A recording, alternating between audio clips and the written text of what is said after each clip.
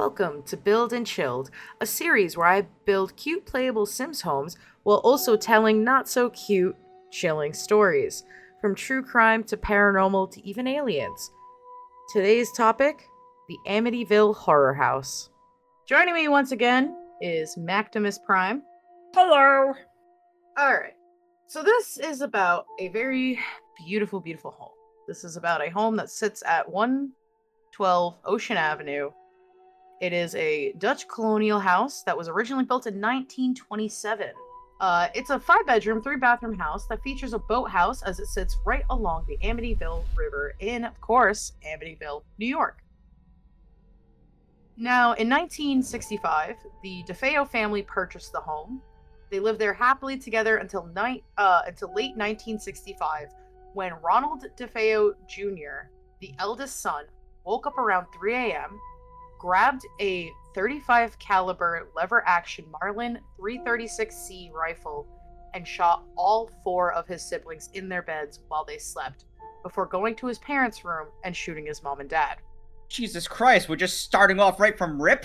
Oh yeah, it's off the rip. This is how it starts. That's the true crime section. Jesus. After unaliving his entire family, he went to work as normal. Once he finished work for the day, he went down to a bar where he screamed upon entering that he needs help because he believed his parents had been shot.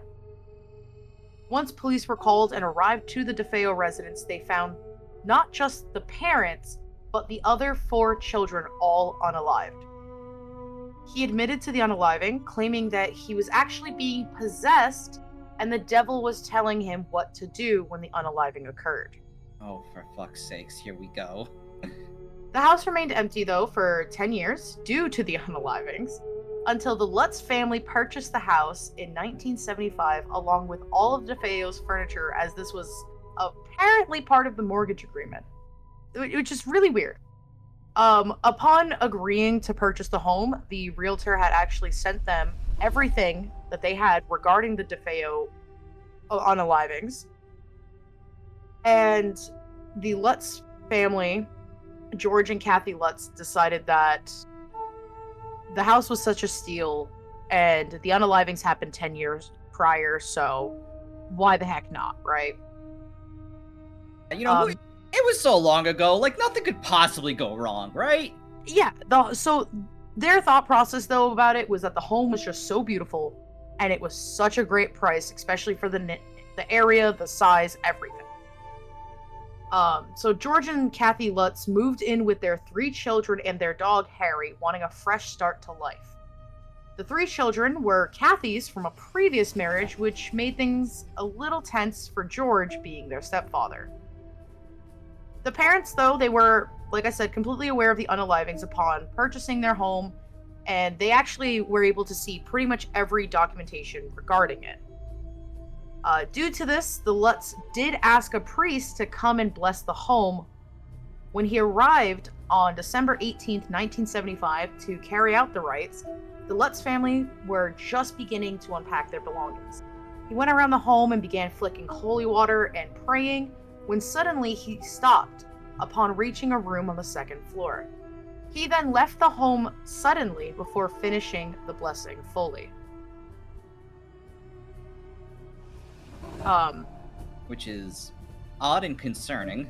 Yeah, so the whole big thing here, too, is that George and Kathy did not realize that the priest never finished his blessing. Like, when he rushed out of the house, they kind of just assumed that he, did what he had to do when he was leaving. Yeah, why stick around at that point? Like, he did his job. It's not gonna hey, you want to stay for dinner? Yeah, exactly. As Daniel Lutz, who was the oldest of the Lutz children, was unpacking in his bedroom, he actually had noticed a swarm of hundreds, if not thousands, of flies.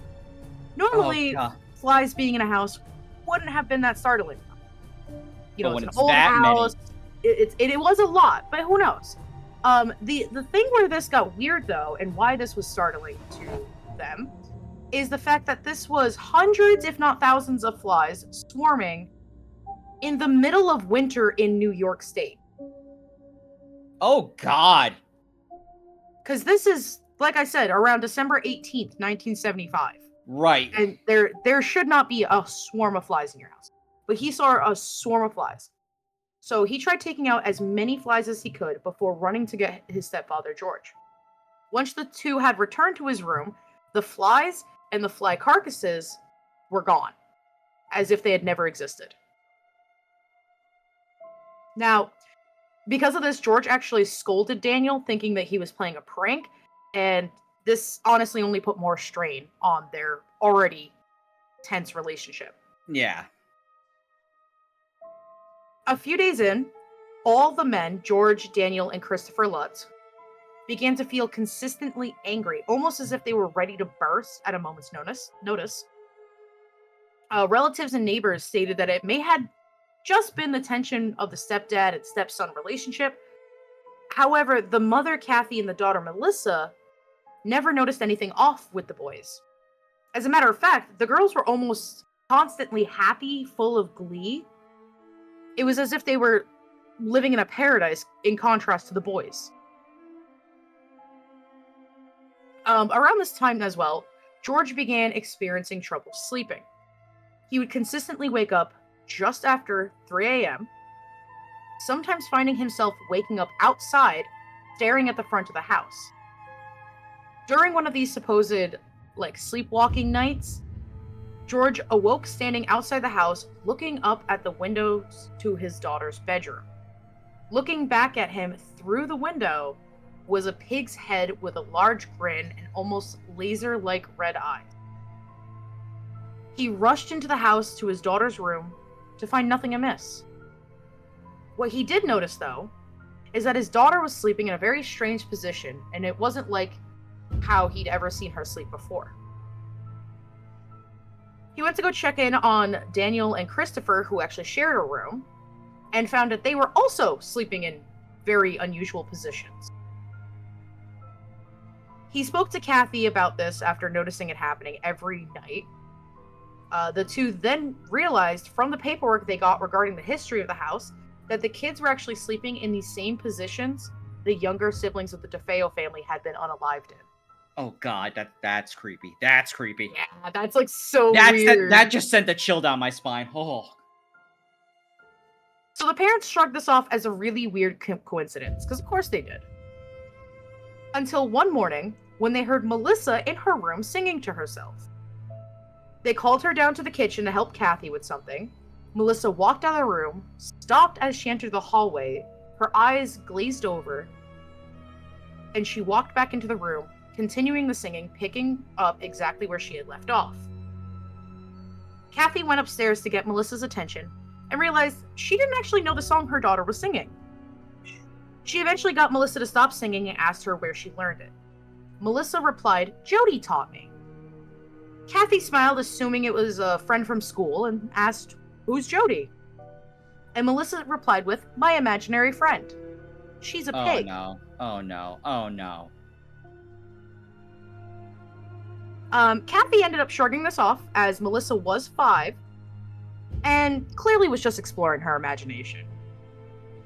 That was until one day, Kathy, George, and the boys were out doing some work on the yard when she went to admire the work and noticed Melissa standing on the edge of the roof. Kathy ran up towards the roof and safely got her daughter. When she asked why she was on the roof, Melissa simply answered, "Jody told me I could be friends with her forever. All I had to do was jump."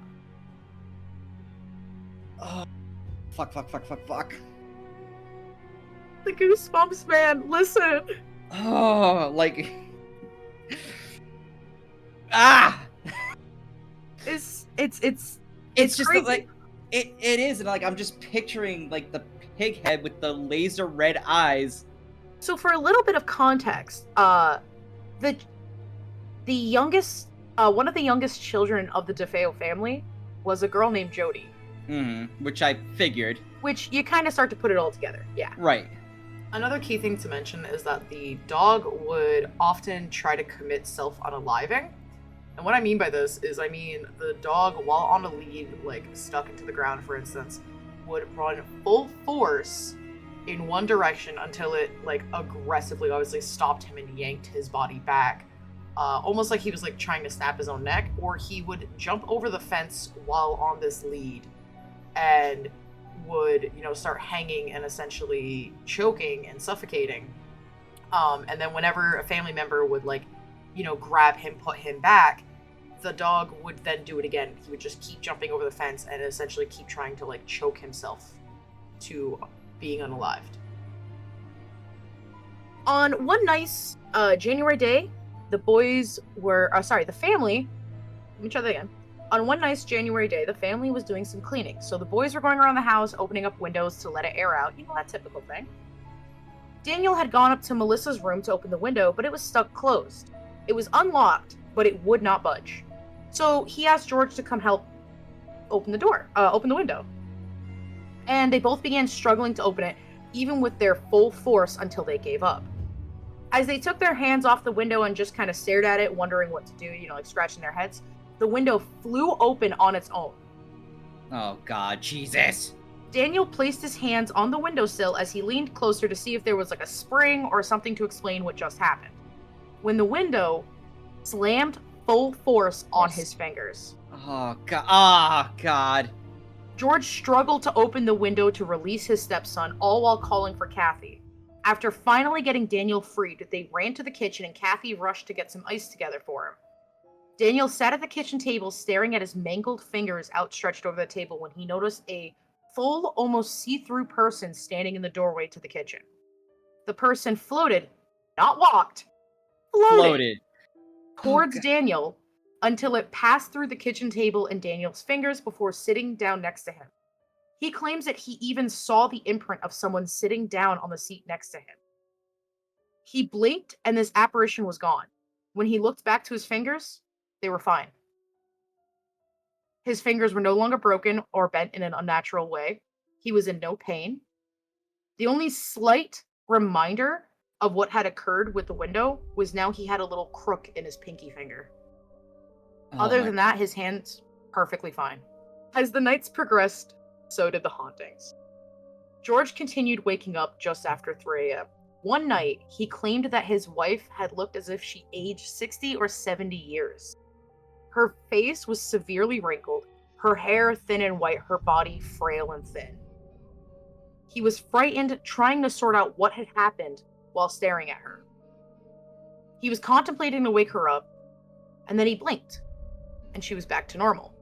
And this started to happen more and more often, to the point that even Kathy's mother-in-law had claimed to look at her, and she looked at it as if she had aged up to 90 years of age. Oh my God. A few nights after that, Christopher and Daniel were asleep in their shared bedroom when they were suddenly awakened by their beds raising off the ground, and the beds began slamming into each other. The boys screamed for George, who woke up but was unable to get up and help them as something was holding him down. As he's trying to fight off whatever was holding him down, his wife, Kathy, still asleep, began levitating off the bed. George grabbed part of her nightgown with what little movement he had to hold on to her as he listened to his stepson screaming for him and his wife floating higher and higher above the bed. Until all of a sudden, it stops. His wife dropped back down as if nothing had happened. He was able to get up. He ran to the boys' room, finding them in their beds frantically crying, but nothing looked out of the ordinary. The beds were where they had always been and were still screwed to the floor. How in the... That's the biggest part about that, is the fact that the beds were physically screwed to the floor. The family kept trying their best to go on about their normal everyday lives. They tried to ignore everything from the sounds of whispers down the hall, the fact that Melissa, sometimes when people looked at her, looked as if she had a shadowy pig following not far behind her. This kept continuing all the way to gray, slime-like ooze coming out of their walls. George tried to say that this had something to do with the plumbing, and it was not a big deal. Until the 28th night. Now, no one actually knows what happened on the 28th night, as the family still to this day refuses, and even the descendants that have heard about all of this, even descendants have no idea what happened. The family refused to talk about what happened on the 28th night. But the Lutz family, George, Kathy, Christopher, Daniel, and Melissa, all gathered their belongings and left, never returning to the house. Oh my Now, God. when they left the house, they did start reaching out to people, and they started talking about their story, talking about the things that they had experienced, things like that. Lots of people had actually turned around and said that they made this up, that this was a whole big publicity stunt so they could make some quick money. Well, yeah, I mean... And I mean, it did actually work. There are 2 different movies regarding the Amityville house itself. There's the Amityville horror movie, which was in, I believe, 1979 or something like that. And then there's also another Amity one starring Ryan Reynolds, actually, that was later on, as well as there's an entire book about this. And actually, this is one of the great people that I love talking about because they're very controversial, but actually, The Conjuring 2 shows the Amityville horror house as well. I did not know that. So the Conjuring series itself, this is going to stay in the recording, and it's a little bit of a difference. So the reason why I'm talking about The Conjuring 2 and the Conjuring series itself is because the Conjuring movies focus on Ed and Lorraine Warren's most high-profile cases. Ed and Lorraine Warren, if you don't know who they are, they were a married couple. Ed was very in-depth with demonology and most things in regards to the paranormal, and Lorraine was a very experienced medium. Now, they had actually gone to investigate the Amityville horror house. I will also say there is a lot of speculations about if they're just scam artists and stuff like that. They're actually, Ed and Lorraine Warren, one of their most famous cases that I'll probably be covering in a later episode, is Annabelle. Like, they actually had, up until the day they died, they had the actual Annabelle doll. Oh. Yeah. So that's they're really big when it comes to paranormal. They like in the paranormal society, they are massive. So they went and they actually investigated the house after the Lutz had left. And when Lorraine Warren went in the house, like I said, she's an experienced medium.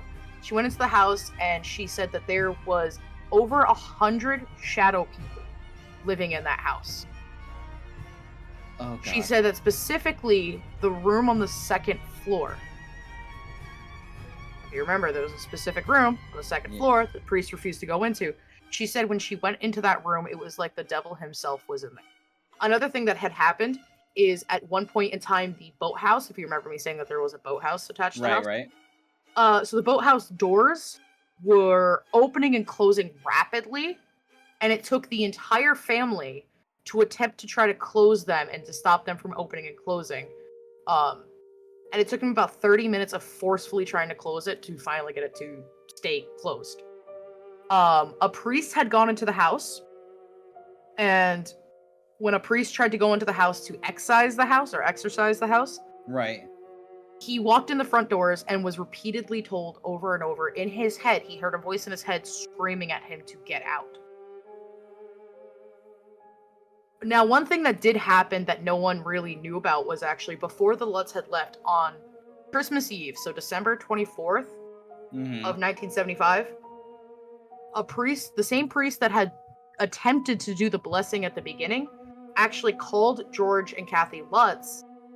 He was trying to advise them to stay out of the second floor room that Kathy wanted to turn into her sewing room. Right. However, Kathy and George did not get that message as the phone was breaking up. So they did not fully hear what he was trying to say. Oh, no. This second floor room that had the 100 of shadow people and the priest refused to go into, that used to be the bedroom of Mark and John Matthew DeFeo. Now, a group of paranormal people went into this house, a paranormal group, did go into this house after Ed and Lorraine Warren essentially confirmed that it was very, very haunted. When this group went in there, they experienced everything from voices to scratches to the most famous ghost photo in existence. And I'm actually going to show you that ghost photo room. And they also found out that they received this photo. Looking at the photo, you see, bedrooms, and you see a little boy sticking his head out of the room. Oh, God. There was no children in that house. Yep. When they did the investigation, because the Lutz family had been already moved out, and it was just a team of adults on the paranormal investigation team. Oh, God. Now, what's wild about this is that boy that you see looks a lot like one of the DeFeo boys. So, the ghost boy, they believe to have been 9-year-old John Matthew DeFeo. Okay, nope. Oh, that's all right. Nope, that's eerie. And the reason why this is one of the biggest, most famous photos and why it is such a big fucking deal is because, again, this was Polaroid cameras. This was the 70s. It was a lot harder to fake ghost photos. Where nowadays, you could take a photo on your phone, put it in Photoshop, make it look legit. Yeah. But, you can fake it. It was a lot harder to fake ghost photos back in the 70s. Right. So, now, where this gets a little weird, and as if none of what I've been saying is really weird, is there have been, I believe up until this point, there has been 3 families that have lived in the Amityville house since. And no one else has reported anything like this happen.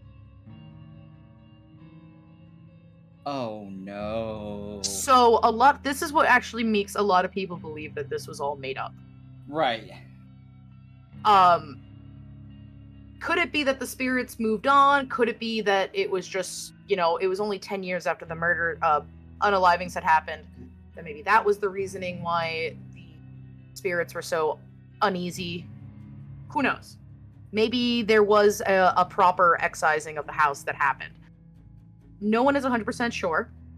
I did give an address at the beginning, 112 Ocean Avenue. They have since changed the address, most likely due to the fact of people showing up and just wanting to do paranormal investigations or just wanting to be in a supposedly very haunted house. Right. In 2016, actually, it was last reported to have sold for $850,000. They also did some renovations on the house to change it from how it originally looked as well, to defer people from being able to find it. Mm-hmm. And that is the story of the Amityville horror house. So it's my favorite point in the video where we get to sit here and talk about what we actually built. So what we built was the Amityville horror house. So this is a mixture of what it was when the DeFeos owned it and possibly the Lutz, as well as how it looks nowadays.